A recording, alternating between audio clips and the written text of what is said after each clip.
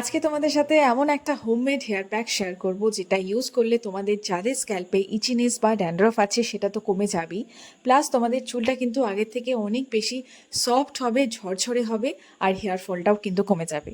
তো চলো বেশি কথা না বাড়িয়ে দেখে নেওয়া যাক যে কী কী ইনগ্রিডিয়েন্টস লাগছে এই হোমমেড হেয়ার প্যাকটা বানিয়ে নিতে। তো প্রথমেই যেটা লাগবে সেটা হচ্ছে ভৃঙ্গরাজ পাউডার। আমি এখানে মাই হার্বসের একটা ভৃঙ্গরাজ পাউডার ইউজ করছি, এটা আমাজনে অ্যাভেলেবেল আছে, তোমরা চাইলে কিন্তু পারচেস করতে পারো। 3 থেকে 4 চামচ ভৃঙ্গরাজ পাউডার নিয়ে নিতে হবে। এরপর যেটা লাগবে সেটা হচ্ছে নিম পাউডার, এটাও তোমরা আমাজন থেকে কিনে নিতে পারো। যেহেতু আমার হোমমেড পাউডার একটা বানানো ছিল তাই আমি ওটাই নিয়ে নিচ্ছি 3 থেকে 4 চামচ। আর এই পাউডারগুলোকে মিক্স আপ করার জন্য আমাদের যেটা লাগবে সেটা হচ্ছে টক দই আর অ্যালোভেরা জেল।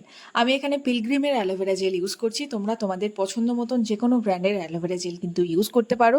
জাস্ট পরিমাণ মতো নিয়ে নাও আর ভালো করে কিন্তু মিক্স করে ফেলো। ব্যাস, আমাদের হেয়ার প্যাকটা কিন্তু একদমই রেডি। এরপর এই প্যাকটাকে লাগানোর আগে আমাদের চুলটাকে ভালো করে ডিট্যাঙ্গেল করে নিতে হবে, তারপর সেকশন বাই সেকশন ভাগ করে গোটা স্ক্যাল্পে খুব ভালোভাবে হেয়ার প্যাকটা লাগিয়ে ফেলো। এই প্যাকটাতে যেহেতু ভৃঙ্গরাজ পাউডার আছে, ভৃঙ্গরাজ পাউডার আমাদের হেয়ার ফলটাকে রিডিউস করতে কিন্তু ভীষণভাবে হেল্প করে।